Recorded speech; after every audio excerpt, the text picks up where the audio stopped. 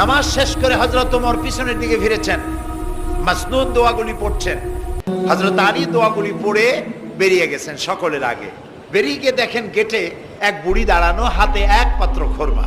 বুড়ি বলছেন, আলী, এই খোরমাগুলি নিয়ে তুমি ভিতরে আবার ঢোকো, আমিরুল মোমিনিনকে বলো এগুলি আমার নতুন বাগানের খোরমা, তিনি খাবেন আর রাসূলুল্লাহর সাহাবীদের খাওয়াবেন, তাতে করে আমার নতুন বাগানের খোরমায় বরকত হয়ে যাবে।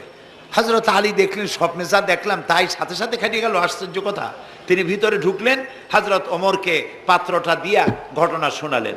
হযরত ওমর পাত্রটা হাতে নিয়ে একটা খোরমা হাত দিয়া উঠাইয়া হযরত আলীর মুখের মধ্যে দিলেন। হযরত আলী খোরমা চিবোচ্ছেন আর এক পর্যায়ে গিয়ে বললেন, ইয়া ওমর জিদনি তামরাতান ওখরা, হে ওমর তুমি আমাকে আর একটা খোরমা দাও, এ তো খুব ভালো জাতের খোরমা, খুব লজিজ, খুব মিষ্টি, তুমি আমাকে আর একটা দাও, যদি আমারে একটার বেশি খোরমা দাও